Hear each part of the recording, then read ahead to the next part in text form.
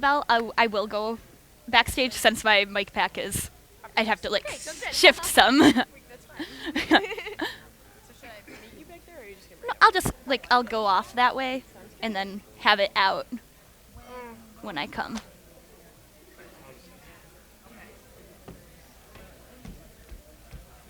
luck, Holly. You're going to Thank be you. amazing. You too. Hello. You too. You've got this. Welcome to the 9th Annual IB Humanities Symposium. Thank you for attending. For 9 years now, I have centered second semester of my IB Literature Higher Level Year 2 class on human worth. The books that I have read inspired me to challenge students to think about the value that we place on people and the repercussions of that. Our study of this topic culminated in a paper in which students answered 2 questions: who or what determines the value of a person, and what does my life say about whom or what I value? They had to, for the paper, include references to at least 1 work that they read independently, 2 films that they watched independently, a current event, 2 works that we read together as a class, and at least 1 reference to a discipline other than English. Note that not all of those were required for their presentations now that they are turning them into a presentation. After they turned these papers in, which was anonymously, by the way, a panel of judges narrowed the pool to 5, and those are the 5 that you will hear tonight. So I would first like to thank those judges who were part of that process. Our first one is Ms. Tammy Lee, who is a social studies teacher here at Heritage.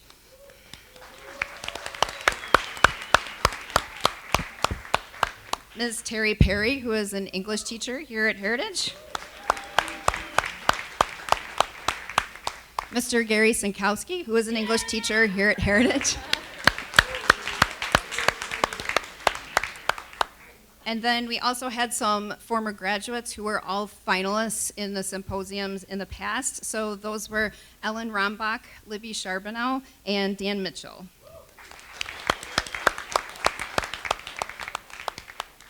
So tonight, a new panel of judges will be awarding cash prizes to the top presenter and the runner-up, thanks to Wildfire Credit Union, who has been supporting this event all 9 years.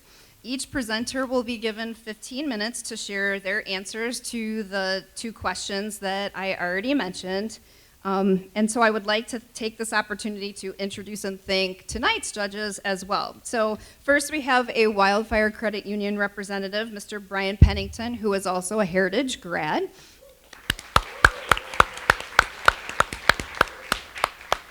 We have a community representative, Mr. Jeff Wood, who is a financial advisor and the past president of the Saginaw Optimist Club and current president-elect of the Saginaw Exchange Club.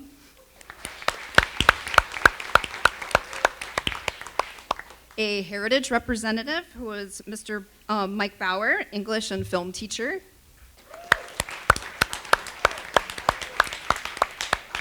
A university representative, Dr. Adrian Jenkins, senior lecturer in the Rhetoric and Composition program at Wayne State University.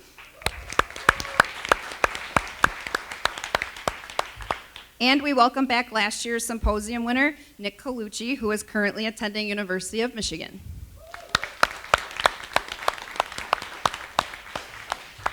We also had an art component in the symposium. Hopefully you were able to enjoy the art on your way in. Bill Sheltra, one of Heritage's art teachers, has displayed senior portfolios from his IB Visual Art Higher Level students, and the top portfolio will also be receiving a cash prize tonight. So I won't make them wait any longer. Let's begin our presentations. Our first presenter is Holly Hope. She will be attending Saginaw Valley State University next year, and she will be double majoring in theater and international studies. Her presentation is entitled A Storytelling Symposium, a collection of storytelling artifacts equating human lives to human stories. And just a tiny bit of an intro that she wanted me to share with you. When she wrote her paper, she had to write this anonymously to turn in. So she used this anonymous person with a number, and there was a collection of artifacts that she wrote from this anonymous person. But now, of course, we know that it is Holly, so we don't have to talk about the anonymous person anymore, but that's where the artifacts that she's going to be talking about are being drawn from. All right, Holly. Thanks.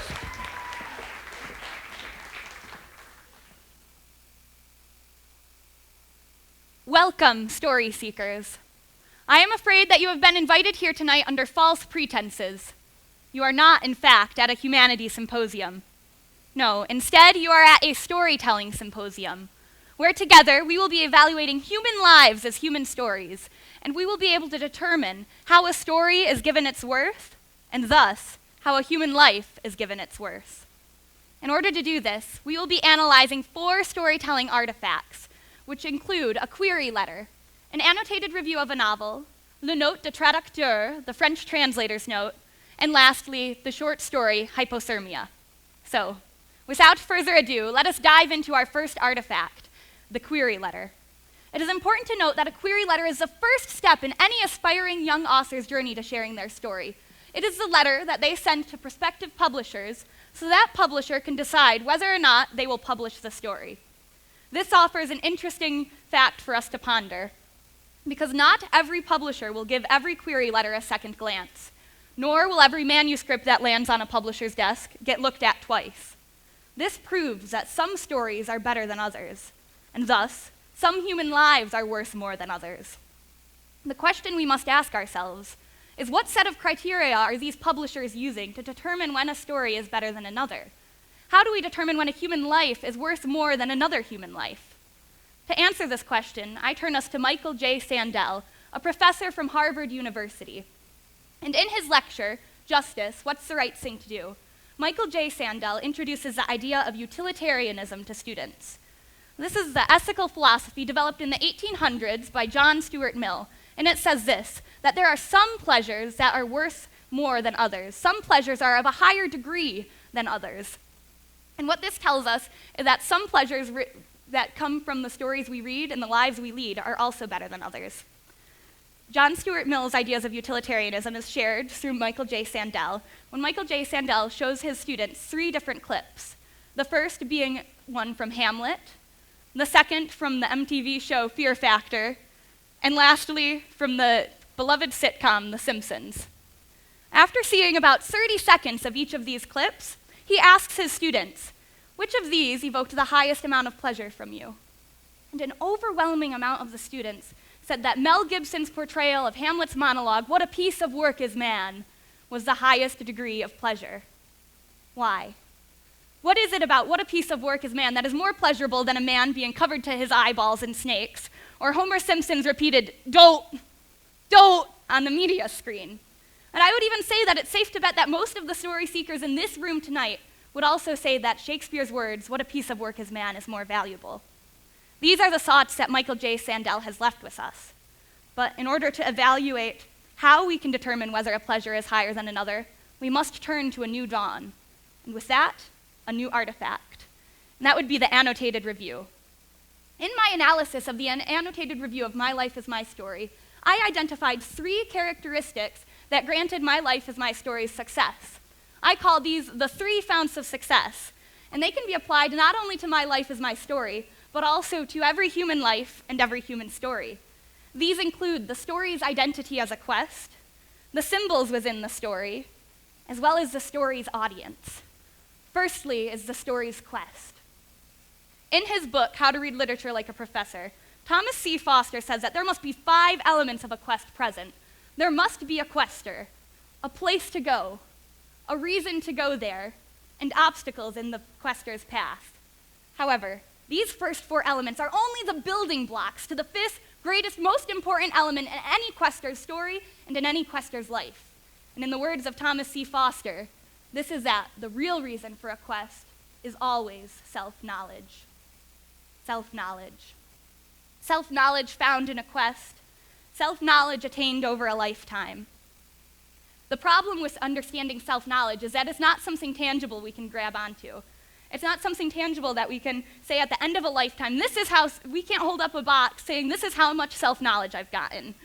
And this is why we must rely on symbols in a story. The symbols that symbolize the self-knowledge that we've earned through a quest. The 2016 Australian film, Lion, best shows this to us. Based on the true story of a young man named Saru Brearley, he was separated from his family at the young age of 5. A train took him 5,000 miles away from his family, where he was later adopted by an Australian mother and father.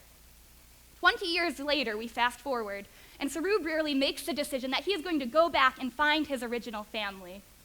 But in order to do so, he must take on the identity of a quester. He has a place to go. His place to go is India to find his mother and his family. The obstacles that he encounters on his path include tracking down the train that originally separated him and finding his hometown. Instead of finding his family, which he does, but we know from Thomas C. Foster that this is never the real reason for a quest. Instead, he finds himself.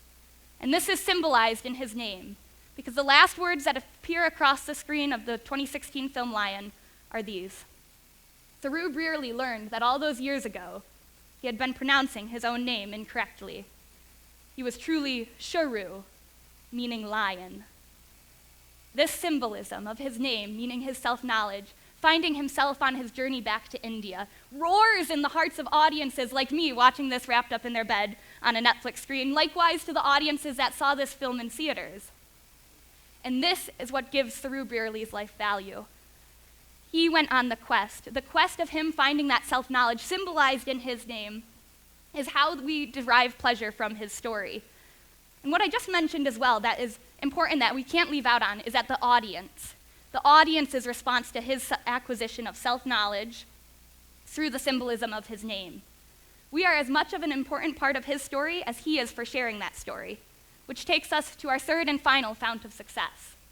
Several years ago, the Atlantic News Company asked several storytellers of different walks of life, what's the most important element of a story? And I believe that the former CEO of Disney, Michael Eisner, said it best.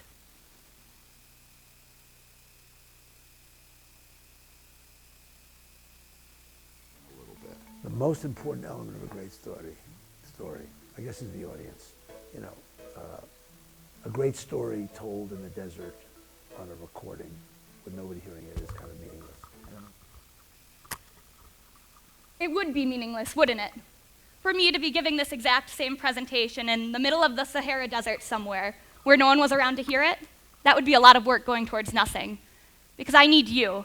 I need each and every one of the story seekers in the room here today to give value to what I have to say and to give value to my story. However, the value given to a story when we share it only lasts as long as we are able to share that story, which takes us to our third artifact, le note de traducteur. In imagining this translator's note for My Life is My Story, I wrote this sentence, Je lâche un peu de contrôle de mes mots et mon histoire. I release a little bit of control over my words and my story. This is the reality for any author who chooses to allow their work to be published into another language.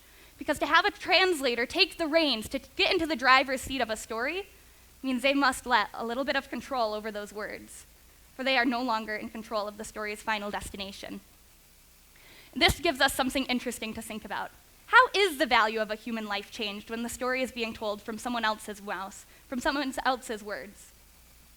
And we can look at the hit American musical Hamilton to answer this question. Lin-Manuel Miranda, the producer who also stars and is the author, the playwright of Hamilton, an American musical, breaks all rules of musical theater in his finale, Who Lives, Who Dies, Who Tells Your Story. Due to his imminent death in the infamous duel with Aaron Burr, Lin-Manuel Miranda made the decision to leave Hamilton, the named character, out of the finale. Instead, the rest of the cast sings to Hamilton these words. Who dies, who tells your story? Every other founding father story gets told. Every other founding father gets to grow old. And when you're gone, who remembers your name? Who keeps your flame? Who tells your story? Who tells your story? Who tells your story? Who lives, who dies, who tells your story? This is not something we have control over, in the words of Lin-Manuel Miranda in his production of Hamilton, an American musical. And that is why Lin-Manuel Miranda seized the day in telling the story of a founding father who, over 200 years after his death, was no longer able to. And it is why I choose today to continue to own my story on the stage. Like Lin-Manuel Miranda, I've found a home on this stage in Vassar Theater, as well as at the stage at White Pine Middle School. And we see that finding a place where we are able to share our story and use our voice is of the utmost importance. But even more so than that, I am proud to say that I've found a home within the International Thespian Society. I'm proud to say I have signed my name to the pledge and vowed to live by the words of the Thespian motto, based off of the writings of Alexander Pope: to act well your part, for there all the honor lies. To act well your part, whatever play you are playing in, whatever role you are starring in that day, and whatever story you choose to live and to tell. If we don't own our story on whatever stage we play on, then we fall into the danger zone of Margaret Atwood's The Handmaid's Tale. The Handmaid's Tale follows the dystopian society of Gilead, in which protagonist Offred is a handmaid. And handmaids in this dystopian society have one goal in life, one purpose, and that is to give birth to children to the male superiority, the commanders. However, when Offred is no longer able to tell her story, she tells the first chunk in a set of tapes. Margaret Atwood includes an epilogue. This epilogue is titled The Historical Notes, in which Professor Piazzotto is a man who is telling an audience, much like yourself, about Offred's story. But he changes it. He diminishes her story by calling her a goddess of history, and by saying that she only offers mere crumbs of knowledge of what Gilead was like in her time. By diminishing her story of injustice and mistreatment, Professor Piazzotto effectively shows us how when we are no longer around to tell our story, how it can be warped through the mouths and pens of others. This is why it's of the utmost importance for you, for me, for all storytellers to own our story today. And it is why, in 2011, I owned my story in writing Hypothermia, a short story with my English teacher, Mrs. Tilka. And this was the short story, Hypothermia. Anna crawled into her bed, the only safe haven Earth had left to offer her. She called out to her mother. "What do you need, Anna?" her mother crooned from around the hallway. Anna made no attempt to answer. She knew her mother would come. As she appeared in the doorway, Anna asked, "Mother, what would you do if I was drowning in a pond?" Her mother answered, "I would jump in the pond and save you." This answer surprised Anna. Surely she knew her mother would also drown. She could not swim in any pond. She asked again, "Mother, what would you do if I was drowning in a murky swamp?" Mother answered, "I would wade through the murky swamp and save you." Again, this answer surprised Anna. Surely her mother knew she could not wade in any murky swamp. Anna asked, "Mother, what would you do if I was drowning in the cold, wet Arctic Ocean?" Her mother answered, "I would jump in the cold, wet water and save you. But we would most definitely die of hypothermia." That night, alone in her bed, swaddled in her sheets, Anna died with hypothermia on her fingertips. And her mother jumped, waded, and drowned along with her. Hypothermia was not the reality of my battle with an eating disorder in 2011. It was not my battle when I made the decision to share it with my English class in the spring of 2017. And it's not my reality today. Instead, hypothermia has prevailed as a manipulation of fiction to reach the catharsis that I needed in a time of my life, to push the clouds of doubt from my mind, remembering that choosing to tell my story meant always finding love in my story, a love that all started with a mother's love, the love that we all have at the beginning of our lives.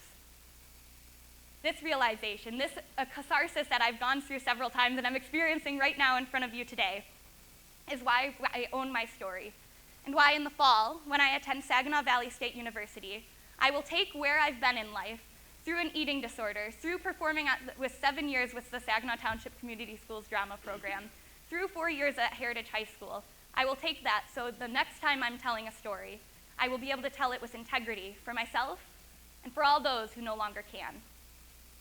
Together, we've analyzed 4 storytelling artifacts in their relevance to human worth and human lives. But still, this is not enough.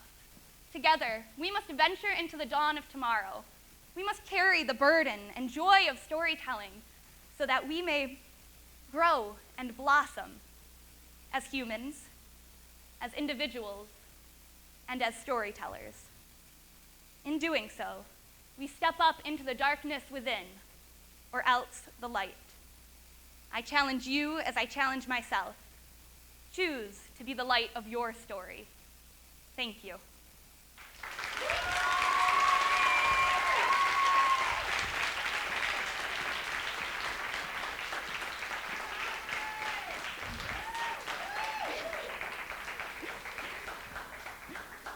Thank you, Holly. I will be asking each of the presenters tonight to share with us who has made them feel valuable.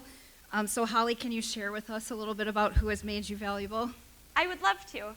So in my journey the past 7 years and the years before that, I really believe that it's all been leading up to this. In the 6th grade, I was going through one of the roughest patches in my life, and Mrs. Duncan pulled me aside after our 6th grade drama puppeting class one day and asked me if I'd like to join the forensics team. And that's when I first stepped into the realm of storytelling, participating in a forensics event called Storytelling, performing Young Ladies Don't Slay Dragons. Mrs. Duncan over the years has taught me that young ladies do slay dragons. We slay them every day. And my mom has been alongside me every step of that journey as well. So I thank you both and all the storytellers here present today who have allowed yourselves to be a part of my story. Thank you, Holly.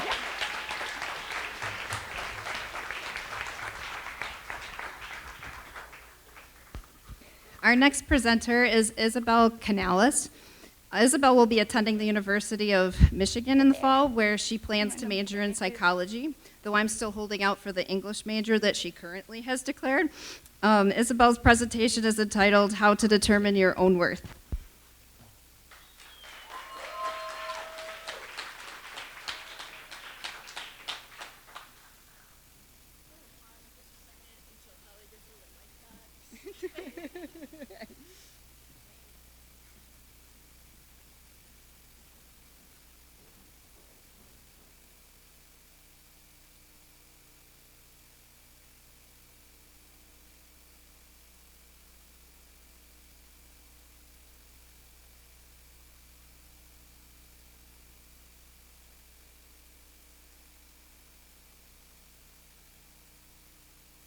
Didn't need your help too. Thank you. All right. Thanks. And that concludes my presentation. Just kidding. All right. So.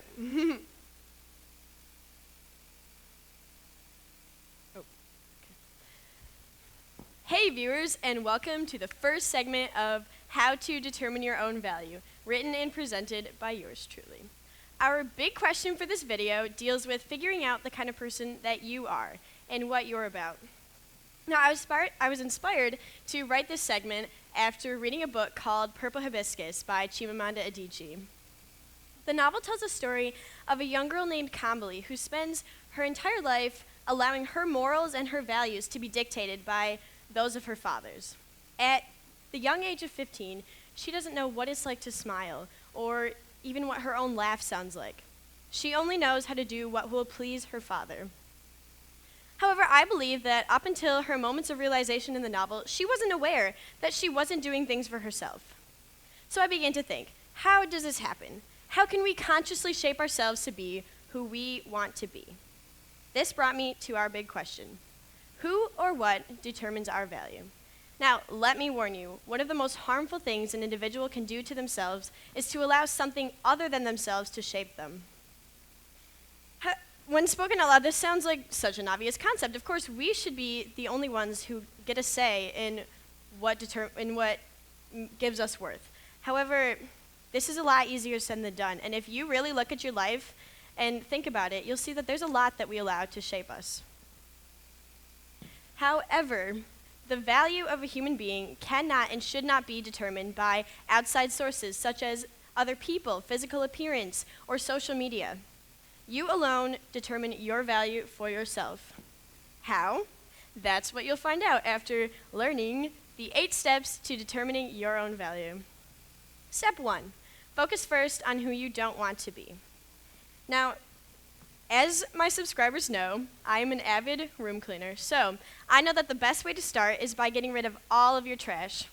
After that, the cleanup process is 10 times easier. Similarly, step 1 focuses on removing the negative characteristics of yourself that you're not too fond of. Because oftentimes, people will become so caught up in trying to add positive characteristics in themselves, which, don't get me wrong, is a good thing, but they forget to work on removing the negatives. So to start, make a list of the things that you don't particularly like about yourself, qualities that are unattractive to you. After that, you have a set of guidelines to reference that will keep you from being the person you don't want to be. Unfortunately, when trying to become a better person, people can get stuck.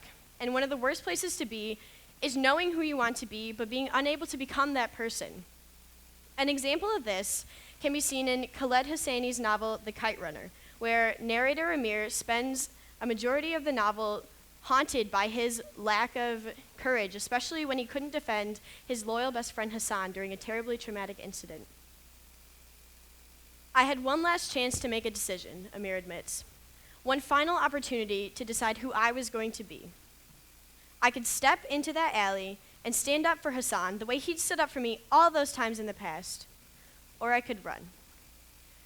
In the end, I ran. Here, Amir is aware of his regression, but he can't stop it. Had he focused on the person he didn't want to be, he inevitably would have become the person he did want to be. Likewise, we must focus on removing our negative characteristics in order to progress. Step 2, accept imperfection. Now, step 2 is only challenging because it involves retraining your mind to be accepting of the little things that don't go your way. And this is incredibly beneficial because once you learn to accept the imperfections in your life, you spend much more time being happy. And the happier you are, the worthier you feel. So what qualifies as an imperfection? Well, I'm talking about irrelevant occurrences that should not affect your attitude. For example, anytime I'm going anywhere with coffee in my hand, it always spills, especially if I'm wearing white, and it's always on myself. I'm also constantly dropping things, tripping over myself, or snagging myself on things like doorknobs or hooks or handles or anything that sticks out of the wall. Although these inconveniences don't seem to be anything more than that, we all know that they are a much bigger deal when you have a meeting at 8 a.m. and you're jumping out of bed because your alarm just went off at 7:50. People will come in and say, it's only 9 a.m. and already I've had the worst day, all because they're a couple minutes late. But the key to maintaining positivity is in these 2 words. It's okay. Stop, take a deep breath, and say it's okay. Eventually, you'll see that you are not the only person in the world that makes these mistakes, and you'll start to notice other people coming in a couple minutes late with coffee stains on their shirts. Seeing this will give you a little peace of mind and allow you to add value to yourself because you'll see that you don't have to be perfect. Stop, take a deep breath, say it's okay, then either move on or figure out a solution. The less time you spend upset, the more time you have to be happy. Step 3, dress the way you want to. Now, step 3, the emphasis here is placed on you. Dress and look the way you want to. If you stand in the mirror in the morning and choose your outfit based on anything other than how you want to look that day, you're dressing for someone else. And unhappiness with yourself truly comes when you realize that you're not doing what feels best to you. This is why it's incredibly important to pick an outfit that you feel comfortable in and then be confident in it. Because by allowing others' opinions to indirectly dictate what you're wearing, you're conforming. So with this in mind, don't ever let anything stop you from wearing your favorite sweatshirt 2 days in a row or parading around without makeup on because you just did not feel like putting it on that day. Personally, for me, I wear makeup every day, and that's an area where I struggle because I would prefer to feel comfortable in my own skin. However, what I have mastered is dressing in favor of comfort over fashion. What helps?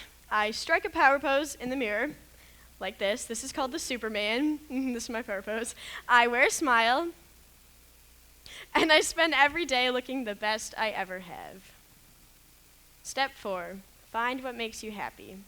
When spoken out loud, this is also pretty obvious. Why would you want to do anything that isn't what makes you happy? But happiness doesn't always come that easy, especially if you're someone who's seen a lot of sadness in your life, such as Banana Yoshimoto's character Mikage from the novel Kitchen. To summarize, Mikage, after a lot of soul searching, she comes to the realization that kitchens are what truly make her happy, thinking, perhaps because to me, a kitchen represents some distant longing engraved in my soul.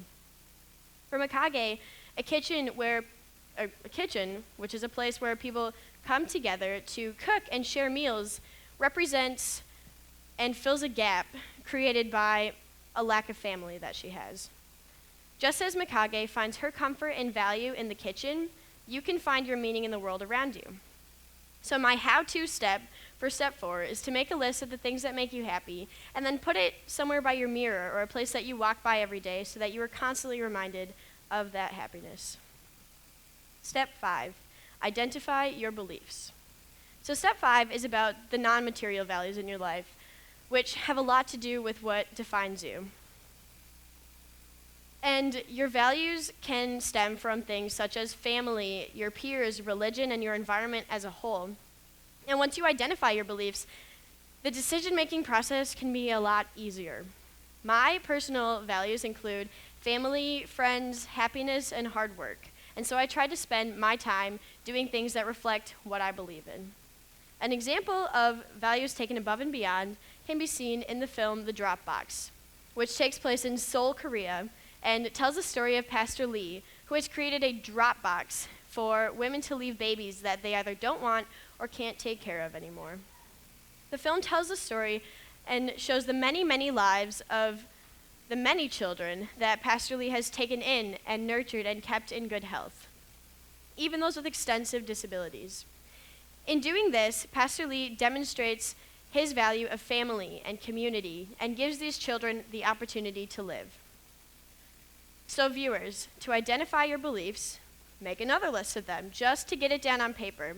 This way you can use them as a reference sheet when making decisions, and you can feel good about acting in a way that reflects what you believe in. Step 6, do more, waste less. As technology progresses, we tend to spend more and more time indoors using electronics for things such as business, entertainment, social media, or watching YouTube videos. So let's make this your last YouTube video for the day because step 6 promotes the opposite of inactivity. Oftentimes, people will spend more time complaining about what they have to do than actually doing it.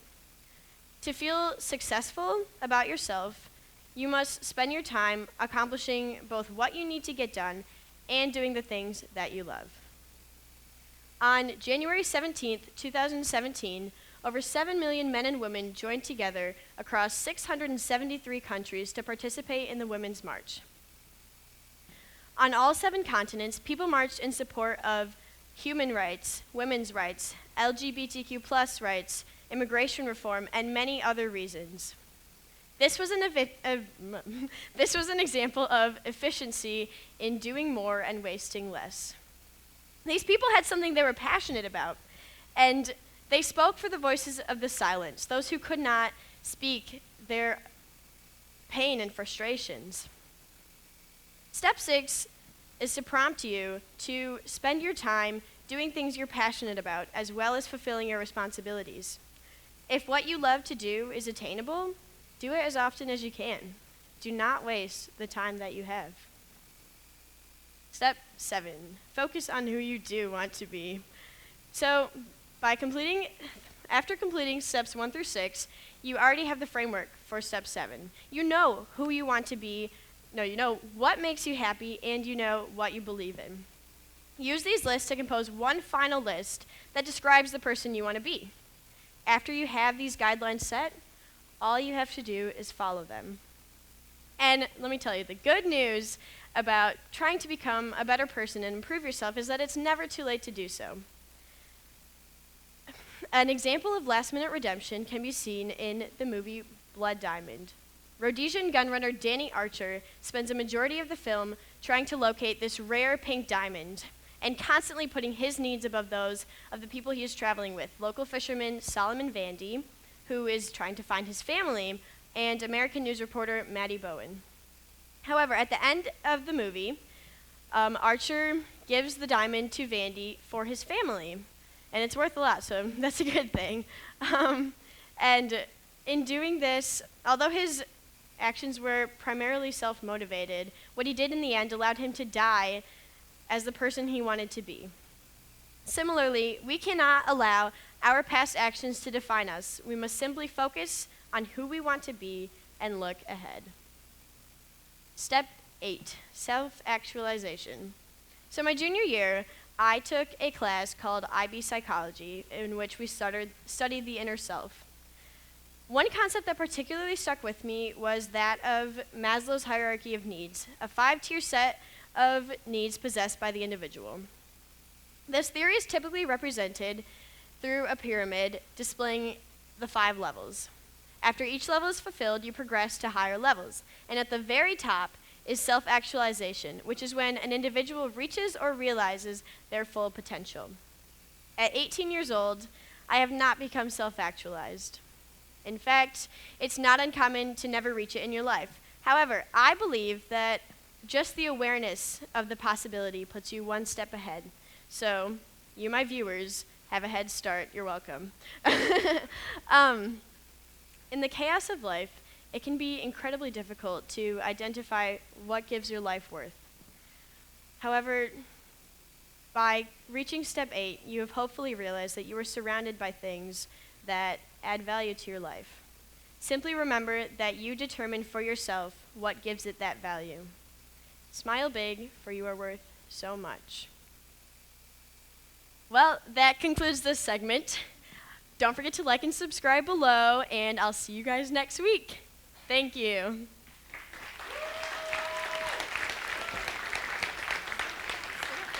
Huh? Oh, sorry. Oh, yeah. I'm back. Just kidding. All right, Isabel, same question for you. Who do you feel like has brought you value in your life? There's a lot of people that bring me value to my life. Anyone that makes me laugh, I always end up thinking about it a lot later. But specific people, my mom, she can't be here today, but she is someone who's a constant source of positivity in my life, and I think that that's really inspirational, and I'm really grateful for that because sometimes it's hard to find people like that in this world, but I will always be thankful for her. And my family, my friends, it's nice to have a good support system and people that contribute to the worth that I'm giving to my life. Thank you. Thank you.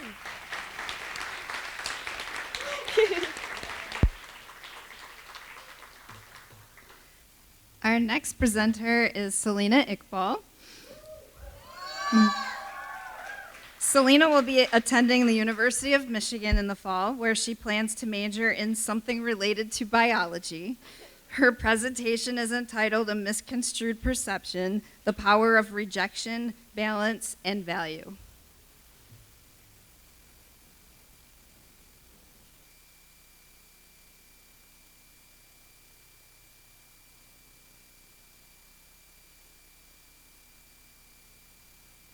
So wait, what? Wait, is this on? Yeah, okay. So before I begin, I would like to thank everyone for being out here tonight. So as a token of my appreciation, I have personally placed a Nestle drumstick ice cream cone under all of your seats, so please enjoy. All right, for those of you who are not looking, don't worry because there is nothing there. Now, you might be wondering why I even brought this up or how a Nestle drumstick ice cream cone might even relate to this presentation overall. Well, in these next 15 minutes or so, I hope to answer all of your questions and that you will join me on this quest to search for the value of a human life. From a young age, we all had parents growing up who led us to finding a lot of the knowledge that we needed in our lives. As a result, we implemented that knowledge into our own lives, and this allowed for us to grow as individuals. As a result, many of us had used that knowledge and were able to grow from that. Now, imagine being a child and learning only that one area of knowledge and accepting that as the truth. Think of what would happen to that person if you just only learned that one area of knowledge. Throughout this presentation, I want you to think of the following equation: delta rejection plus delta balance equals delta value, and how that relates and how the child will view themselves and the world around them. Coming back to the ice cream situation, I'll be assuming that that was your most recent interaction with rejection. So, rejection. To be or not to be. Whether it's from not being called on in class or being left hanging from a high five, everyone has experienced rejection at least twice in their lifetime. Now, of course, being rejected is not the ideal situation. People simply do not wait around just being rejected, but there are times where it is beneficial or even the best option. In many cases, the way people bounce back from this often says the most about who we are as individuals. In many cases, the way we are rejected shows a lot about our true selves, and we're able to learn more about ourselves as a person. It exposes us, and we're able to see the actual identity of who we are, and we're able to see the uncomfortable truths that make up who we are. If we were to ignore these uncomfortable truths, then we wouldn't be able to see. If we were to ignore these uncomfortable truths, then we would not be able to see what makes up who we truly are.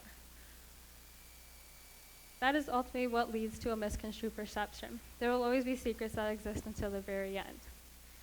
Now, rejection is often a lot more powerful than we make it out to be. While there are no catastrophic effects when you ask a sibling to give you some water, but they decide to not give you some water, even though you remember distinctly giving them water for a few days ago. But on a larger scale, rejection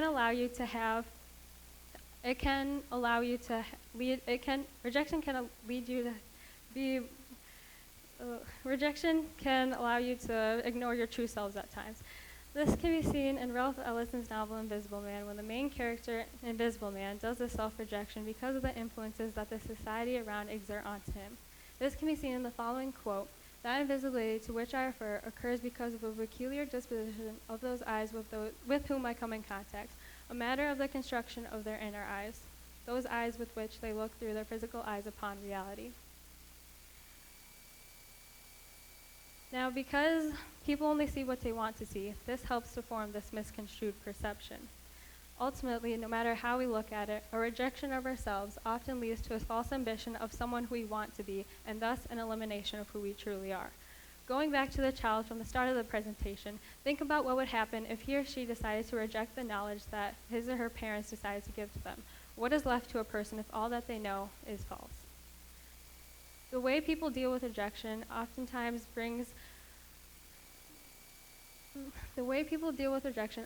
shows a lot about who we are as individuals. And the way we deal with it allows us to understand, and we're able to come back from it by having a new kind of balance in our life. With balance, it's important to note that there are always two sides to everything: yes or no, heads or tails, right or left. With this, we're able to see that we're able to have an overall understanding of an argument, and that helps us to overcome this misconstrued perception. Therefore, consider the following. What kind of person would result from a world filled with purely rejection? Well, in this kind of world, we'll see that people would become unmotivated to the world around them because people would not have what they want. However, on the other side, we'd see that in a world where rejection did not exist, people would also become unmotivated since they know that anything they want is attainable for them, so there's more point in driving out to reach their goals. This shows how either one will result in people becoming indifferent to the world around them, thus showing the importance of having a world where both options are attainable in moderation, hence where the term balance comes into play. Now, balance can be seen anywhere in the world around us.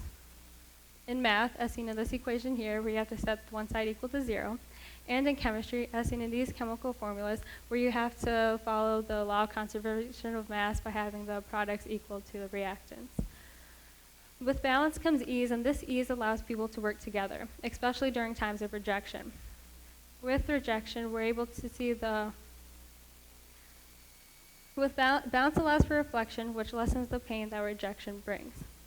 Relating this back to the child from the start of the presentation once more, we begin to see that by implementing balance in his or her life, they'll be able to overcome their own misconstrued perceptions, and this will help them to find a clearer understanding of the world around them. With rejection, the way people cope with it are oftentimes different, but these differences all allow people to move on in a positive way. This brings on a new kind of value to our lives.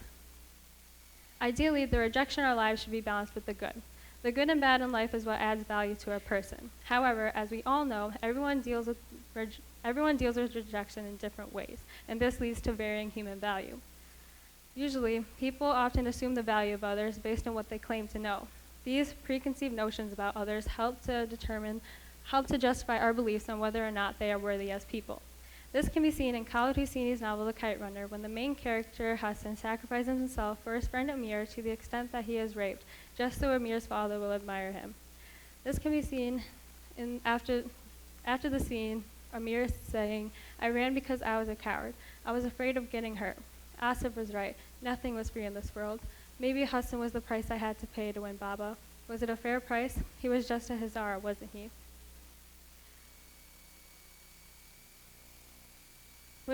This idea can be taken on a more extreme level in the film The Philosophers After the Dark, directed by John Huddles.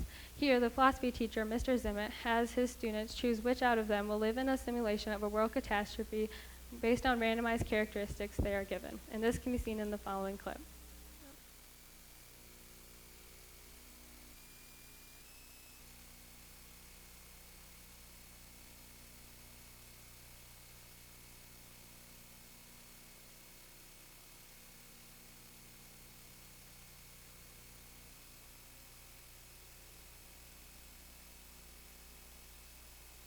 Zoology just isn't a skill set we absolutely need. We all know about animals. A carpenter is basic. How can we not have a carpenter? If we're going to repair broken equipment, we obviously need an electrician. I don't really know what a wine auctioneer even does. A fashion designer? Beatrice, I wish I could say yes, but how would what you know about clothes help us survive? Nelson, you're such a good guy, but you're a housekeeper. It's low value. Amosade is a senator. She knows the law. She knows how to negotiate.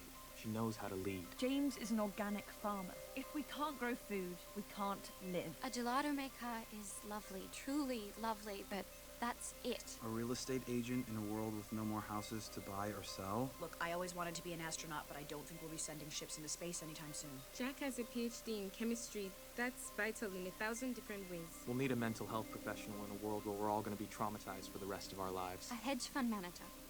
It'd be like giving a slot to a vampire. A structural engineer means we can rebuild. Houses, bridges, dams. What does a soldier contribute except ways to kill people? Ways to keep the peace, of course. An opera singer is essential. For entertainment, for relaxation, for inspiration.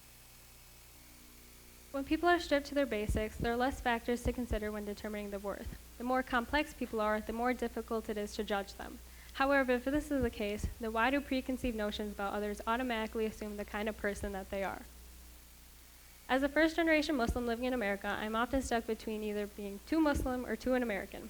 As a Muslim, I'm expected to follow the teachings of Islam, but as an American, I'm expected to look and speak a certain way, which oftentimes contradict with what I believe in. If I become on the side of too American, I become faced with the infamous Urdu words "lo kya kenge," which means "what will people say?" The struggle of living up to these expectations oftentimes becomes too unbearable and too confusing. This inner conflict can perfectly be seen in Chimamanda Ngozi Adichie's novel Purple Hibiscus, where the main character, Kamli, has to decide to either follow the ways of her conservative father or her liberal aunt. Throughout the novel, we see that she is exposed to both sides, and by the end, she is able to balance her life by following religion as taught to her by her father, and to use her voice as taught by her auntie Afoma. Similar to how Kamli had to find a balance in her life, I too had to do the same. Growing up, I had always been taught that with religion, there was either good or bad, right or wrong. Spoiler alert, the child who I was talking about this entire time in that presentation was actually a generalized story about me. Surprise. So growing up with this limited perspective on a religion that seemed so personal to each person following it, I had a narrow way of thinking. It began to seem less of a lifestyle and more of a routine. Relating this to my equation, I began to ignore this religious side of me since I could not understand how it related to me at all. The person who I was on the outside did not reflect the person who I wanted to be. My true self was hidden by this false persona I decided to make. I decided that since I openly show my religion, I should probably learn more about it and try to understand why so many people around the world appreciate it, which is why I decided to find the balance that I needed in my life. Coincidentally, there was a new imam at our local mosque, and he was determined to make more people show up. So I decided to go one time, either out of feeling guilty or being bored is yet to be determined, but I actually learned about topics that were related to my own life. For example, he once said, "Life is other people. meaning that you should accept others as a part of your own life so that you can learn more about them and share your own perspectives in the meantime. I decided to implement that in my own life, and as a result, I was able to find communities that I could fit in and find people who could actually relate to me. I decided to invite some of these people today, one of whom being the Mew mom, I don't know if he's here, but if you are, thank you, and, and another person who happens to be my new brother-in-law. Hi, David. I'd also like to thank my family, you know who you are, and my two close friends, Elise Majid and Ethan Cannon, for playing a large role in my life, so thank you all for benefiting my life.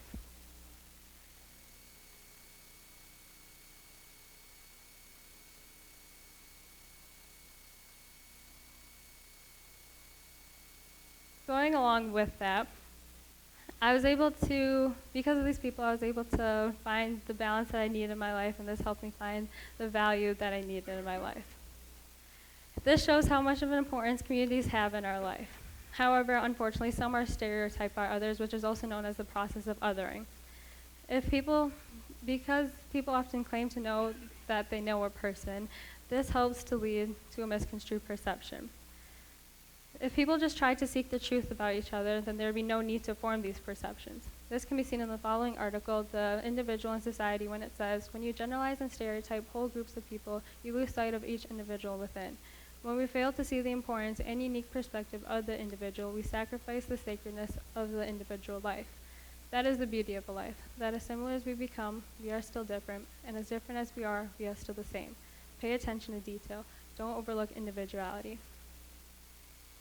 This shows how much of a purpose people have in this world and how often this potential goes unnoticed. This also shows the importance that communities have and how we view ourselves.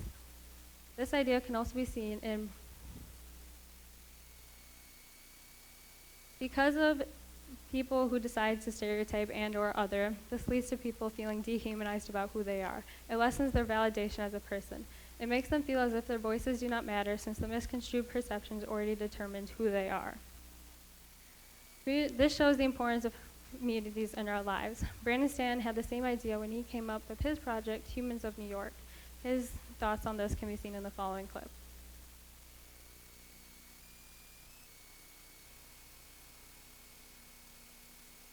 But I think there's two threads running through the mind of every person that I interview about something very personal. One is this fear of being exposed and this feeling of being vulnerable, and the other is the feeling of being validated and having somebody care about your story. Because in New York City, there are people walking around with no money, no family, and a drug addiction. All they have is their story. It's the only thing of value that they're carrying around. But it takes somebody else to validate it. It takes somebody else to care about it and wonder about it for it to really have value. And I think that process of having somebody there just so interested and so curious about not only what you went through, but what you learned from it, which just encourages people to share. Similar to Stan, Paul Kalanithi had the same ideas when he wrote his memoir, When Breath Becomes Air. This can be seen when he writes, human knowledge is never contained in one person. It grows from the relationships we create between each other and the world and still is never complete. Because of people like Stanton and stories like Kalanithi's, people are able to gain relationships and value.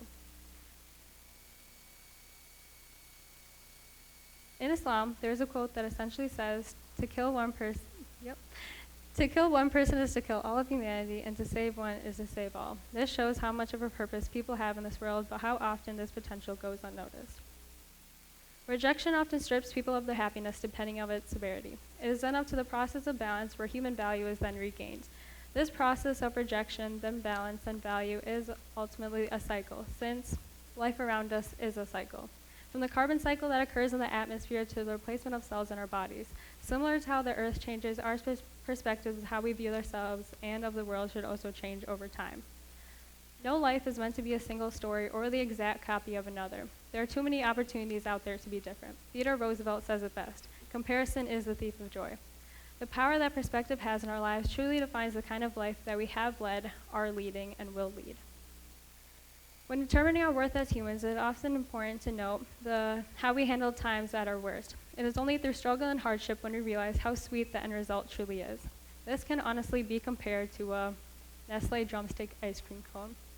You have to go through the obstacles, the crunchy shell, the interior of the ice cream, and the cone in order to reach the glorious end. In this case, the gooey chocolate at the end of the cone. In a way, my life does resemble that of a continuous drumstick ice cream cone. People will undermine me with their misconstrued perceptions. But ultimately, it is up to me to decide my value based on my community, my perspective, and my life. Thank you.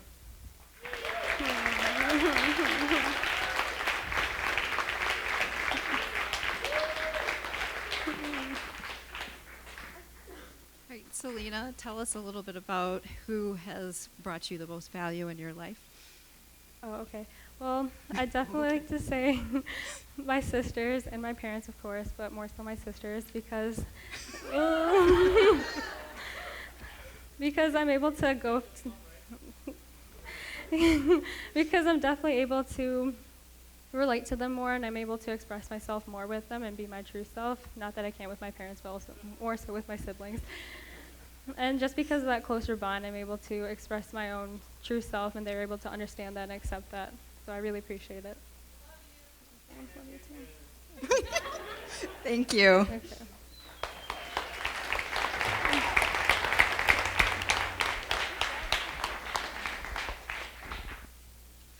Our next presenter is Alexis Jones.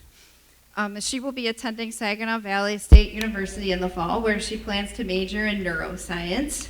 Her presentation is entitled Girl Power, an analysis of how feminism gives value to the lives of both females and males.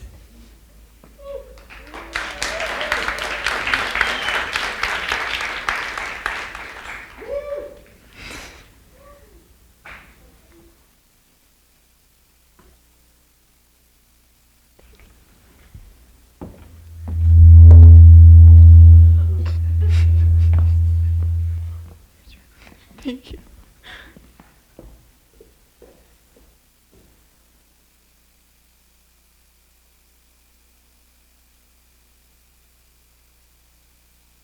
Smile. Thanks.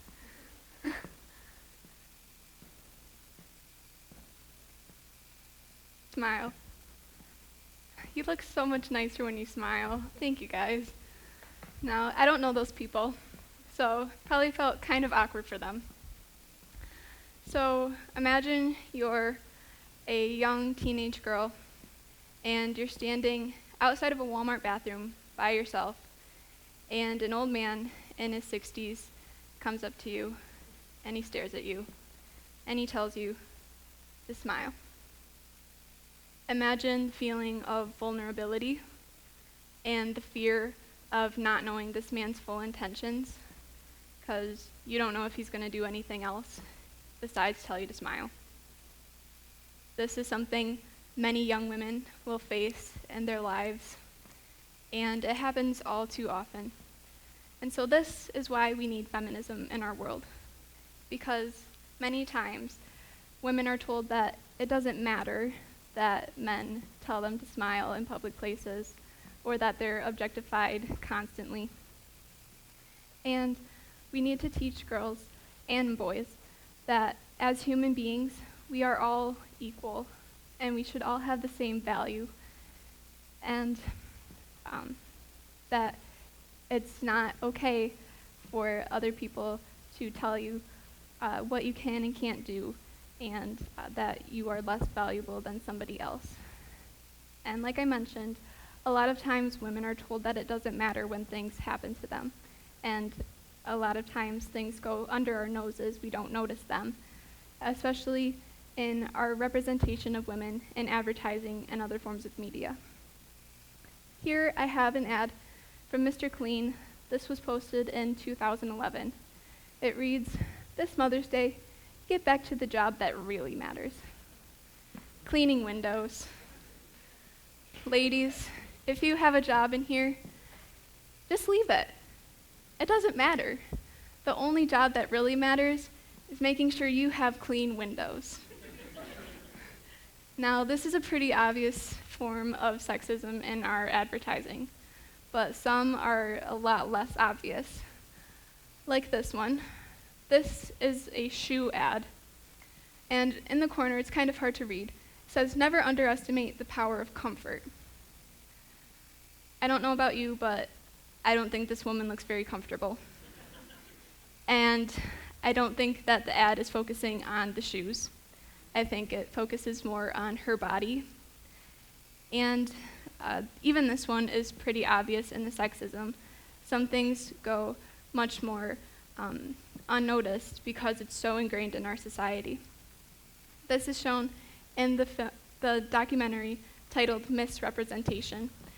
And this goes through many forms of advertising and other forms of media to show just how ingrained sexism is in our society and how it affects us mentally. Because advertising and media like to portray one form of what we should be. They portray men as strong and powerful mostly, and they portray women as soft and dainty. Now, not all men are strong and powerful, and not all men are soft and dainty. Not all women are soft and dainty. And that's okay. But when we constantly see the same images portrayed to us over and over again, we begin to believe that this is what we should be as a society. And when we don't conform to what the media portrays that we should be, it's very psychologically deleterious on us because it's okay to be individuals. And a lot of times society encourages us to be unique and express our individuality. However, they also shun us when we do not conform. Now, advertising happens a lot in the United States, and it applies to really only the United States for us. But feminism is something we need all around the world. And to show this, I have a clip from the movie Whale Rider that's set in New Zealand, specifically the Maori tribe, in which a grandfather is awaiting the birth of a grandson. This son is supposed to be the next leader of the tribe in New Zealand, and he's supposed to do great things and save the tribe. And so his son's wife gives birth to twins, a boy and a girl, but unfortunately, the mother and the baby boy die, and the grandfather is left with only a girl. And he's very disappointed, not really because the wife and the son died, but because he has a girl on his hands. And it broke the line of boys being born. And a girl cannot be a leader in their society. And so the girl, Paikia, grows up and she wants to be a leader in her community. But her grandfather doesn't let her participate in many tribal traditions and ceremonies that she wants to because they're only for boys. And he doesn't let her be the leader that she aspires to be. And so in this clip, she is giving a speech at her school, and she was really waiting for her grandfather to show up, but he doesn't. So here she gives a speech about her ideas on leadership.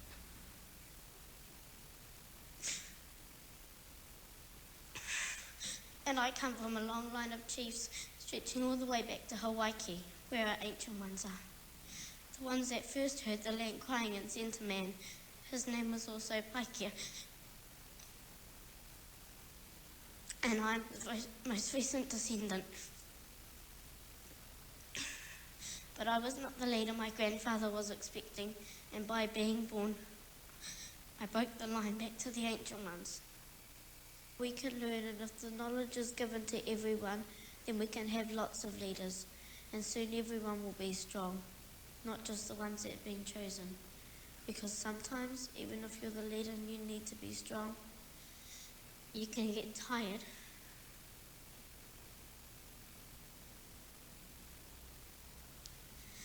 Like our ancestor Paikia, when he was lost at sea and he couldn't find the land, and he probably wanted to die, but he knew the ancient ones were there for him. I don't know about you, but any person, male or female, who has ideas like that deserves to be a leader in my eyes. Imagine how many leaders our world is missing out on simply because we only allow one sex to have a majority of the power in our leadership. There's so much hope and passion and courage and love in the minds of young girls that might never get to be shared with the rest of the world simply because we value more men as leaders than we do females. We can see this even in our own government. Most of our politicians are males, and in businesses, most CEOs are males. And us feminists want to bring more females into powerful positions in order to have more diverse ideas and to allow more people to have their ideas shared with the rest of the world. Because like Paikia says, we can all be strong if we're allowed to. Now, I can't talk about strong female leaders around the world without talking about Malala Yousafzai. You've probably heard of her. She's the girl who at the age of 15 was shot in the head by the Taliban for supporting girls' education. Now, thankfully, she survived, and she continues to fight for girls' education around the world. And in the fall, I read her memoir titled I Am Malala, and it inspired me so much that for my birthday this year, I decided to set up a fundraiser through Facebook, donating to Malala's charity called the Malala Fund, and I'm happy to say that I was able to raise over $200 for her charity that supports girls' education and builds more schools for girls in order to have a safe learning environment. And one quote from her novel really stood out to me, and it made sense for why a lot of people have stigmas against the word feminism. She says, in Pakistan, when women say they want independence, people think this means we don't want to obey our fathers, brothers, or husbands. But it does not mean that. It means we want to make decisions for ourselves. We want to be free to go to school or to work. Nowhere is it written in the Quran that a woman should be dependent on a man. The word has not come down from the heavens to tell us that every woman should listen to a man. I think a lot of anti-feminists believe that feminists are all men haters, or that we believe that men should have less power in the world. And that's not true. What feminists want is to be equal with men, because as human beings, we should all have equal value. And so it's not that we want to not listen to men in our lives, it's that we want to be listened to. And you might have noticed the title of my presentation was that feminism gives value to the lives of females and males. This is because men need feminism too. Because believe it or not, men have gender stereotypes against them that hurt them. And to prove this, I have a clip from Emma Watson's speech to the UN in which she opens up her He for She campaign. And she talks about how males are devalued by society as well. Gender equality is your issue too.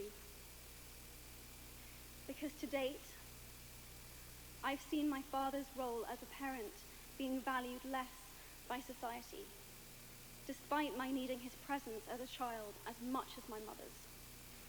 I've seen young men suffering from mental illness, unable to ask for help, for fear it would make them less of a man, or less of a man. In fact, in the UK, suicide is the biggest killer of men, between 20 to 49, eclipsing road accidents, cancer, and coronary heart disease. I've seen men made fragile and insecure by a distorted sense of what constitutes male success. Men don't have the benefits of equality either. We don't often talk about men being imprisoned by gender stereotypes, but I can see that they are, and that when they are free, things will change for women as a natural consequence. When men are devalued with gender stereotypes, it's often because they are being viewed as too womanly. And this hurts both men and women because men are being told that they're not good enough if they're being womanly. And B, it teaches us that being a woman is bad, when this isn't really true. We tell boys to not hit like a girl, or to not be a sissy, or other words. And this is only psychologically deleterious for both of us by telling boys that they can't be a certain way, that they can't show emotions the way that they want to, and they can't be sensitive or soft, that they have to be powerful and strong. And this teaches us to see women as bad for being emotional, when there are a lot of good things about being emotional as well. And so you might be thinking, well, if feminism brings up men and women, why is it called feminism, which is a word that portrays mostly the female part of it?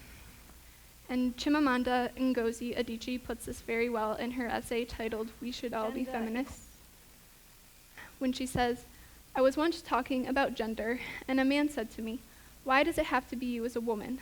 Why not you as a human being?' This type of question is a way of silencing a person's specific experiences. Of course I am a human being, but there are particular things that happen to me in the world because I am a woman." Yes, it is true that both men and women are oppressed in our society, but historically, women have always been more oppressed than men. And so because of this, we have to bring up women and erase their oppression in order to be equals with men. And I wish that I had more time to talk about feminism, but unfortunately I only have 15 minutes. So if you ever want to talk more with me personally about feminism, I encourage you to do so. You can text me or call me, message me on Facebook or any other forms of social media. I would be happy to talk more with you about feminism, to show you some more videos or point you in the direction of some novels or essays that you could read. There are so many, so I encourage you to educate yourself more about the movement and see why we need feminism. And lastly, I'm going to tell you to smile, but not because I'm objectifying you, but because I want you to be happy that we as feminists are bringing equal value to everyone in the world. We're all human beings. We all deserve to be treated equally with the same respect and opportunities, rights, and value. Thank you.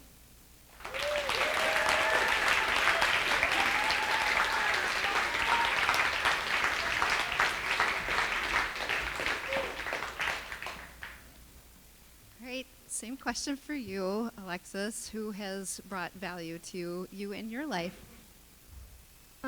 Definitely my parents. They've always encouraged me to be the best person that I can be, and to always believe in myself and other people, that they can be the best they can be too. And also my friends have always encouraged me, especially Holly. She always tells me, yes, you can do it, and I hope I do the same for her.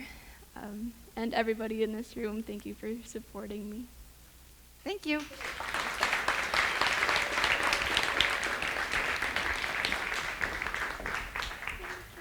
Our last presenter this evening is Jack Heron. Jack plans to attend Central Michigan University in the fall, where he will be majoring in communications. His presentation is entitled 2034 Humanity Symposium. Huh? Oh, thank you. That's my tie. Hi. I look pretty? Yes. Is this on? Is it on?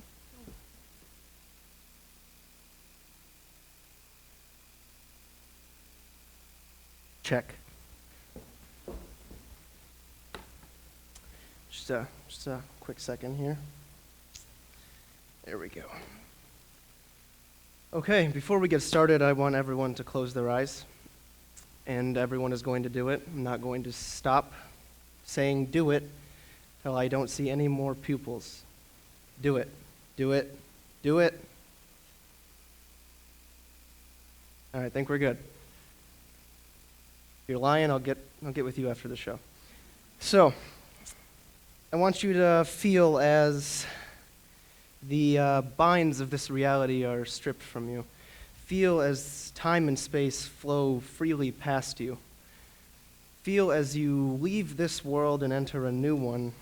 And now as you open your eyes, you will see yourself in the year 2034. And I welcome you to our annual Humanities Symposium. I am a representative from the United Nations of Earth. As you know, but as I am forced to recap as your host, in the year 2034, the world has one government. You will also note that there are 3 prime directives of this government. The first being that fictional books and film do not exist. They are considered free will literature, too out of the box, too revolutionary.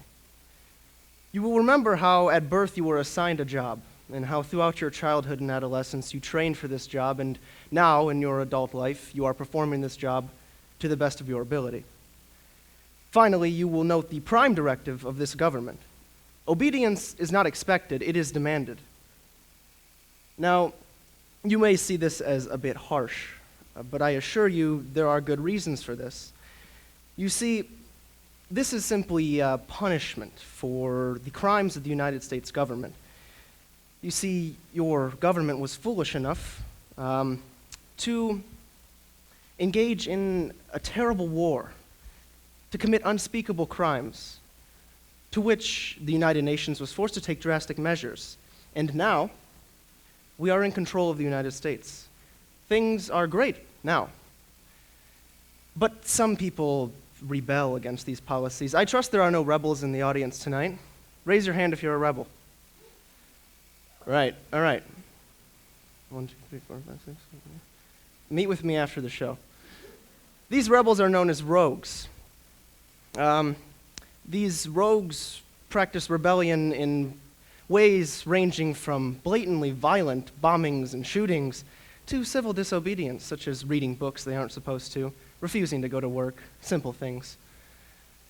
But we're going to talk about a more civil and more disobedient version of rebellion, a collection of rebellious letters titled Notes from a Human.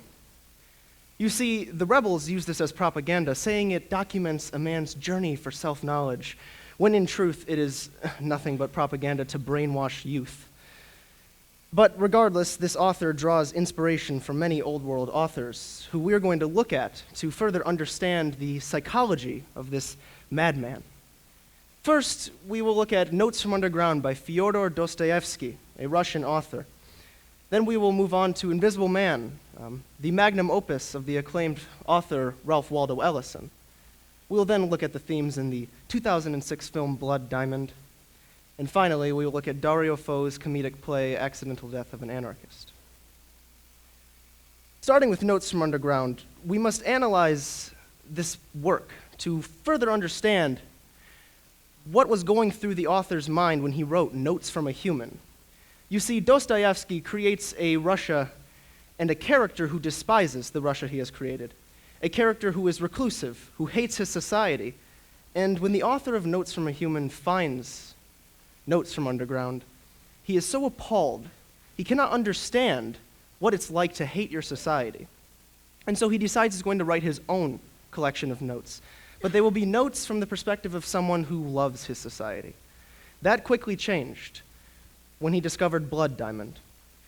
See, Blood Diamond is a film that follows the story of Solomon Vandy, an African man whose son is kidnapped by guerrilla militiamen hell-bent on finding blood diamonds. Solomon Vandy traverses Africa finding his son with the help of a Rhodesian gunrunner by the name of Danny Archer. Now, Danny Archer starts in the film as a selfish mercenary, but he experiences what can only be described as a paradigm shift as time goes on. He, in fact, gives his life at the end of the film for Solomon Vandy. Now, this paradigm shift comes as a surprise to the author of Notes from a Human, because you see, he has never experienced this. He has only understood that people take what society gives them, and they follow the roles that have been placed in front of them, and they do not step outside of their status set. So this is different, and the seed is planted. But it does not begin to grow until he reads Invisible Man by Ralph Waldo Ellison. You see, Invisible Man is the story of an African-American man's journey across a racially divided America. Now, the Invisible Man, the protagonist of Invisible Man, if you could not catch on, struggles because he is being forced with many identities. Many different societies, organizations, individuals try to lay claim to his personality. And finally, come the end of the novel, he forces them off. He resists outside influences and decides for himself who he's going to be. And this inspires the author of Notes from a Human. It inspires him to choose his own fate, to decide what he wants to be. And that is where things really begin to go wrong, because then he reads Accidental Death of an Anarchist. Now, this is a final piece that inspires the author of Notes from a Human. Dario Fo sets a story in post-World War II fascist Italy with a character named the Maniac, a fitting title. And this maniac is devoted to overthrowing the fascist government. But he has two solutions: revolution or reform. And so he decides to show both. Dario Fo explains what happens when you revolt against the government. He explains what happens when you attempt to reform the government through due process. Sadly, the author of Notes from a Human was more inspired by the revolution idea because it is truly austere, however foolish. And so we will note that the author of Notes from a Human bombed a federal building and was sent to prison where he was then executed for his crimes. Can we get a round of applause? All right.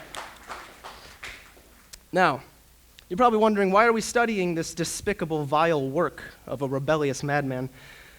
Well, because studying rebel propagandists lends us powerful insight into their minds. It allows us to see what they're thinking, and how better to fight our enemy than to know what they preach, what they teach, what their tactics are.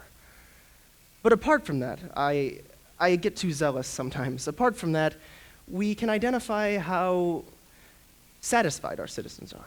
You see, if the government had noted the author of Notes from a Human was dissatisfied, we could have amended the situation and perhaps prevented the loss of many lives in the bombing. But instead, it went unnoticed. However, now that we have this piece of literature, we can make amends to our system. We can correct the faults and become a better government for all. Now, excuse me just a moment. We're going to have to reboot the program here.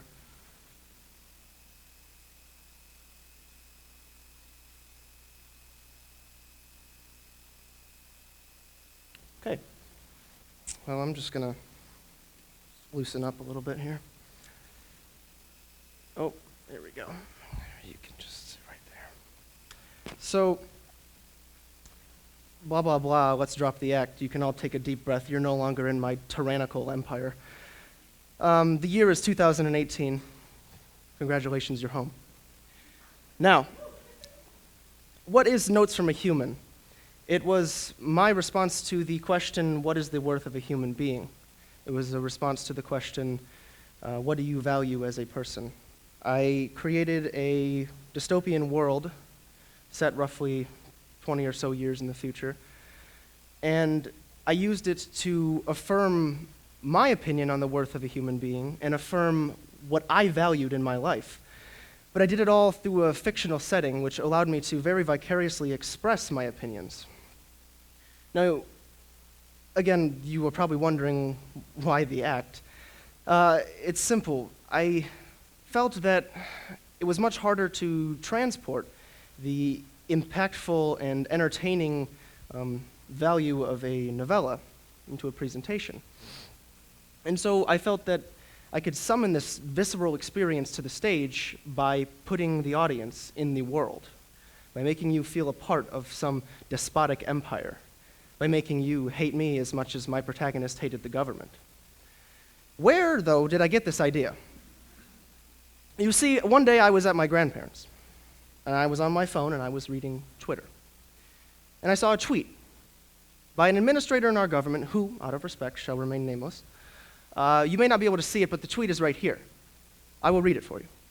Russia vows to shoot down any and all missiles fired at Syria.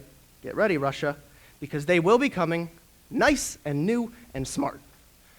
You shouldn't be partners with a gas-killing animal who kills his people and enjoys it. Now, free speech and all that, of course. But I was infuriated. I felt it was just maddening that a world leader could put the prosperity and peace of a nation, that he could gamble with the safety of his citizens to inflate an ego, to make a point, or simply to just make a post on social media to get likes, who knows. But I digress.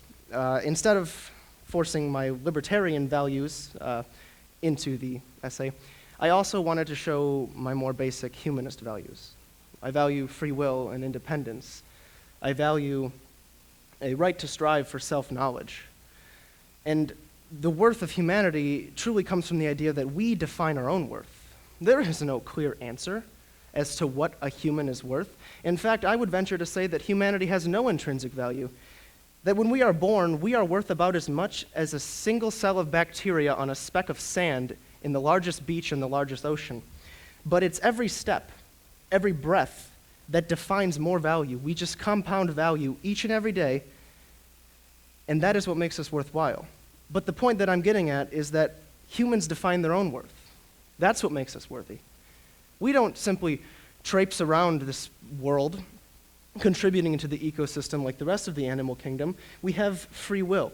We can think outside the box with revolutionary ideas that my despotic government tried to force out of your mind.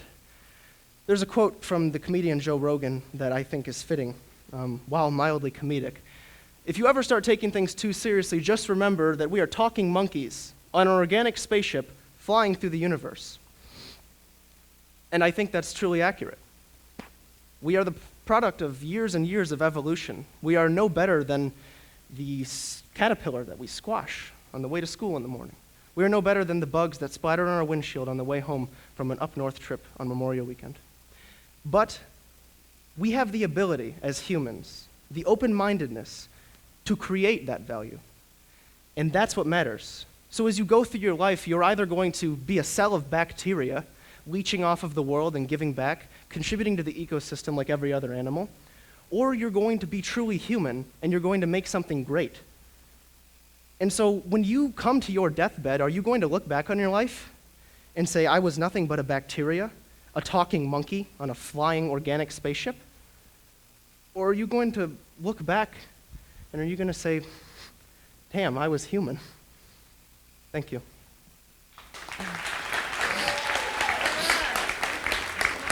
Oh.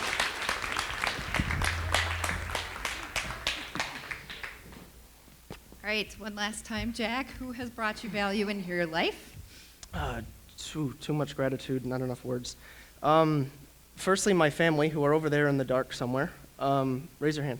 There they are. Just in everything, whether they support me or not, truly, they are always there. Whether it's something that they agree with or not, they always support it. In fact, my mom desperately asked that I take the word hell out of my presentation, but I refused. Apart from my family, I would also say my friends who are here, down here in the front row. Again, everything, at every turn. I mean, I would say that even when we butt heads, we are still side by side, but I think to this point we are so close that we don't even butt heads anymore. We just beat each other up and then get over it. So my family and friends, really, just thank you. Right, thank you.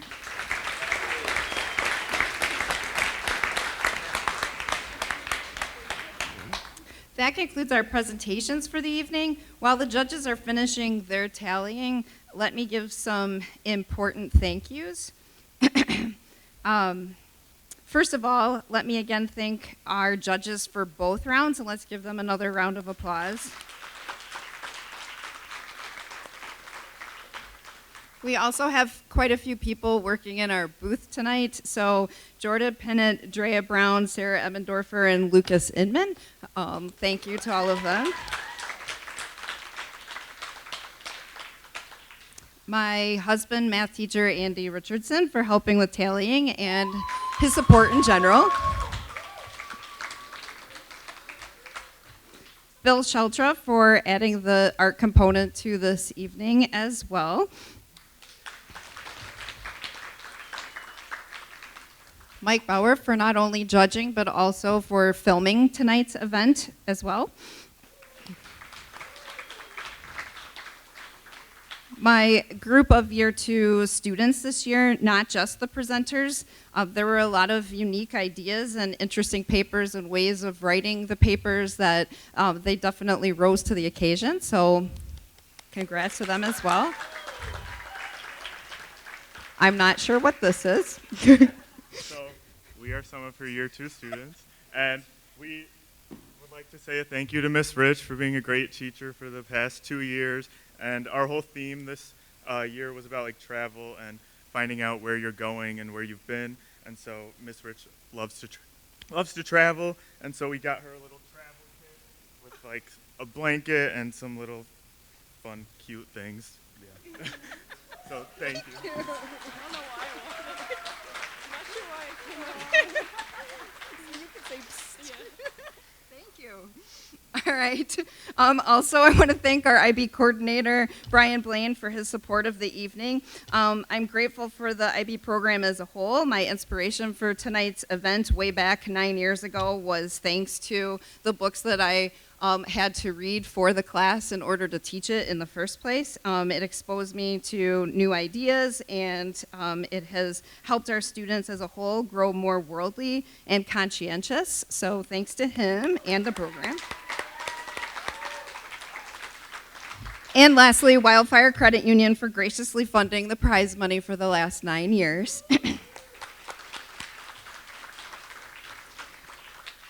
While the judges' scores are being tallied, I invite you to watch a short TED Talk in the spirit of tonight's theme. It'd be some inspirational thing. Maybe you can walk out of here with some new ideas on how to live your life. And I will be back shortly with our winners.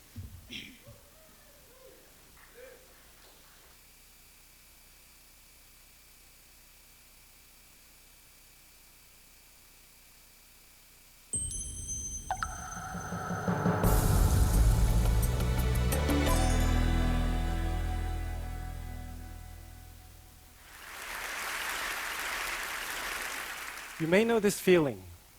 You wake up to multiple unread notifications on your mobile phone. Your calendar is already packed with meetings, sometimes double or triple booked. You feel engaged, you feel busy. In fact, you feel productive. But at the end of it all, something still feels missing. You try to figure out what it is, but before you do, the next day starts all over again. That was how I felt 2 years ago. I felt stressed. I felt anxious. I felt a bit trapped. The world around me was moving very quickly, and I didn't know what to do. I started wondering to myself, how do I keep up with all this? How do we find fulfillment in a world that's literally changing as fast as we can think? Or maybe even faster. I started looking for answers. I spoke to many people, I spoke to my friends, I spoke to my families. I even read many self-help books. But I couldn't find anything satisfactory. In fact, the more self-help books I read, the more stressed and anxious I became. It was like I was feeding my mind with junk food, and I was becoming mentally obese. I was about to give up. Until one day, I found this, the Tao Te Ching, the book of the way and its virtues. This is an ancient Chinese philosophy classic that was written more than 2,600 years ago. And it was by far the thinnest and the smallest book on the bookshelf. It only had 81 pages, and each page had a short poem. I remember I flicked to one particular poem. Here it is. It's beautiful, isn't it? Let me read it out to you. The supreme goodness is like water. It benefits all things without contention. In dwelling, it stays grounded. In being, it flows to depths. In expression, it is honest. In confrontation, it stays gentle. In governance, it does not control, and in action it aligns to timing. It is content with its nature, and therefore cannot be faulted. Wow. I remember when I first read this passage, I felt the biggest chills down my spine. I still feel that today, reading it to you guys. My anxiety and stress just suddenly disappeared. Ever since that day, I've been trying to apply the concepts in this passage to my day-to-day life. And today I'd like to share with you 3 lessons I learned so far from this philosophy of water. 3 lessons that I believe have helped me find greater fulfillment in almost everything that I do. The first lesson is about humility. If we think about water flowing in a river, it is always staying low. It helps all the plants grow and keeps all the animals alive. It doesn't actually draw any attention to itself, nor does it need any reward or recognition. It is humble. But without water's humble contribution, life as we know it may not exist. Water's humility taught me a few important things. It taught me that instead of acting like I know what I'm doing or I have all the answers, it's perfectly okay to say, I don't know. I want to learn more, and I need your help. It also taught me that instead of promoting my glory and success, it is so much more satisfying to promote the success and glory of others. It taught me that instead of doing things so I can get ahead, it is so much more fulfilling and meaningful to help other people overcome their challenges so they can succeed. With a humble mindset, I was able to form a lot richer connections with the people around me. I became genuinely interested in the stories and experiences that make them unique and magical. Life became a lot more fun because every day I would discover new quirks, new ideas, and new solutions to problems I didn't know before, all thanks to the ideas and help from others. All streams eventually flow to the ocean because it is lower than them. Humility gives water its power, but I think it gives us the capacity to remain grounded, to be present, to learn from and be transformed by the stories of the people around us. The second lesson I learned is about harmony. If we think about water flowing towards a rock, it will just flow around it. It doesn't get upset, it doesn't get angry, it doesn't get agitated. In fact, it doesn't feel much at all. When faced with an obstacle, somehow water finds a solution without force, without conflict. When I was thinking through this, I began to understand why I was feeling stressed out in the first place. Instead of working in harmony with my environment, I was working against it. I was forcing things to change because I was consumed by the need to succeed or to prove myself.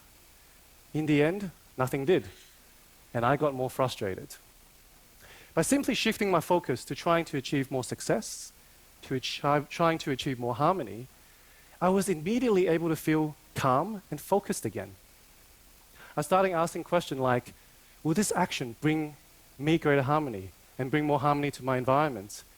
Does this align to my nature? I became more comfortable simply being who I am, rather than who I'm supposed to be or expected to be. Work actually became easier because I stopped focusing on things that I cannot control and only on the things that I can. I stopped fighting with myself, and I learned to work with my environment to solve its problems. Nature does not hurry, yet everything is accomplished. That's Tao Te Ching's way of describing the power of harmony. Just as water is able to find a solution without force or conflict, I believe we can find a greater sense of fulfillment in our endeavors by shifting focus from achieving more success to achieving more harmony. The third lesson I learned from the philosophy of water, it's about openness. Water is open to change. Depending on the temperature, it can be a liquid, solid, or gas. Depending on the medium it's in, it can be a teapot, a cup, or a flower vase. In fact, it's water's ability to adapt and change and remain flexible that made it so enduring through the ages, despite all the changes in the environment. We also live in a world today of constant change. We can no longer expect to work to a static job description or follow a single career path. We too are expected to constantly reinvent and refresh our skills to stay relevant. In our organization, we host a lot of hackathons, where small groups of individuals come together to solve a business problem in a compressed time frame. And what's interesting to me is that the team that usually wins are not the one with the most experienced team members, but the ones with members who are open to learn, who are open to unlearn, and who are open to helping each other navigate through the changing circumstances. Life is like a hackathon in some way. It's calling to each and every one of us to step up, to open up, and cause a ripple effect. Now we can stay behind closed doors and continue to be paralyzed by our self-limiting belief, such as, I'll never be able to talk about Chinese philosophy in front of a huge audience. Or we can just open up and enjoy the ride. It can only be an amazing experience. So humility, harmony, and openness. Those are the 3 lessons I learned from the philosophy of water so far. They nicely abbreviate to HHO, or H2O. And they have become my guiding principles in life. So nowadays, whenever I feel stressed, unfulfilled, anxious, or just not sure what to do, I simply ask the question, what would water do? This simple and powerful question, inspired by a book written long before the days of Bitcoin, fintechs, and digital technology, has changed my life for the better. Try it and let me know how it works for you. I would love to hear from you. Thank you.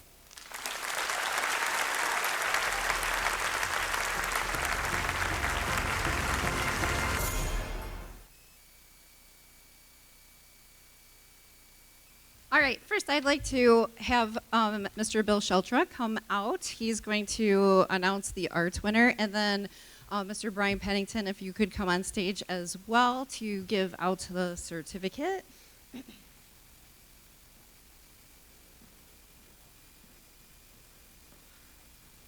Okay, first off, I'd just like to go ahead and I'd like to get my artists up here that we're exhibiting today. First, Colleen Miller, who is not here today. She is actually left on vacation, won't be back till June 6th, and will be missing graduation. But just a little brief introduction about her. She'll be going to SCAD this year, or this following year, on a $20,000 renewable scholarship, which is quite amazing, an accomplishment right there. One of, I think, 5 students at SCAD gave that out too. Next, I'd like to go ahead and have Jack Doyle come up, and he'll be attending Michigan.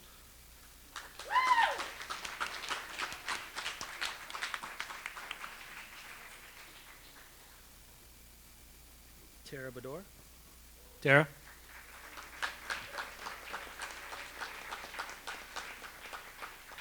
And then Ethan Zerger. Tara will be going to Michigan Tech, and Ethan, I believe, MSU.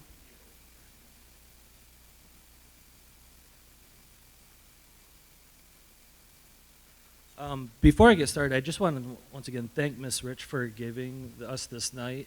It truly is a wonderful night to go ahead and come out and honor the academics that Heritage has here. There's so often that we celebrate sports, and we have our honors night and we have our other nights, but to truly put our academics on display, not just to see the scores, but to see it in a presentation and format like this, is just a really nice night to have. So thank you, Mrs. Rich.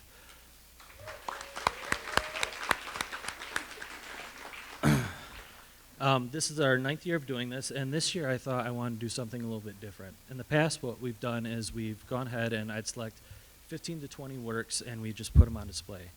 And I thought about it this year, and I said, you know what, this truly is a senior symposium. And I always have so many unbelievable, fantastic seniors.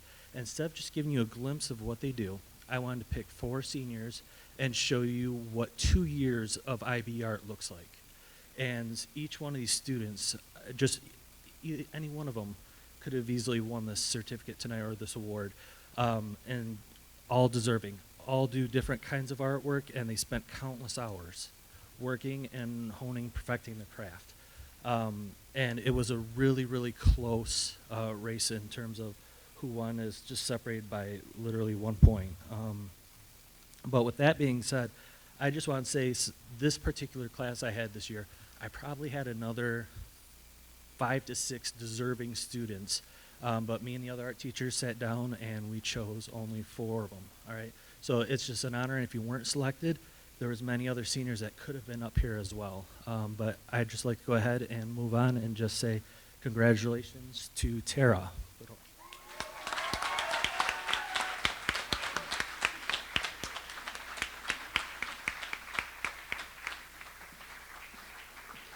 Tara's the winner of $250 giant check.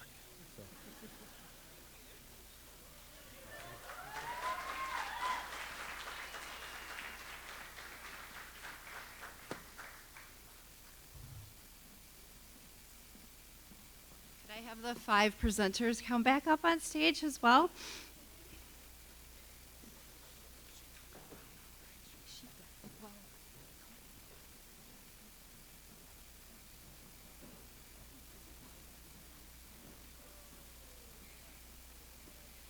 All right, before I announce the winners, I just want to celebrate these 5 people who, after grades are already turned in, after all of their classmates are done with all of their work, still put together presentations, and not only put together presentations, but memorized those presentations. I hope you noticed there were no note cards, no outline. They memorized those presentations. So let's give them a round of applause for it.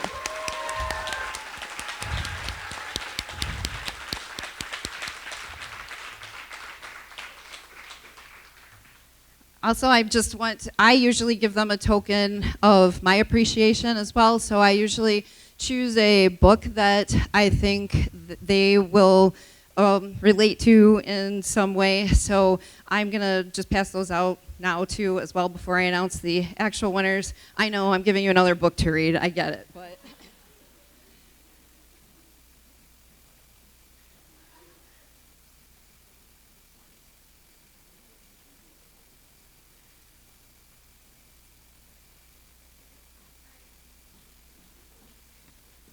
all right, so you all did a lovely job, and our runner-up was our runner-up only by 1 point between the 3rd and the 2nd place person, so it was very close in that regard. But the runner-up for tonight is Jack Heron.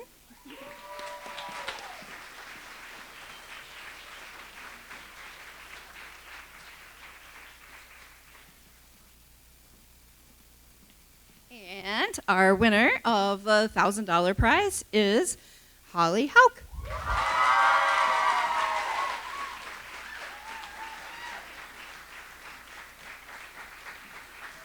Thank you all for coming, and have a wonderful evening.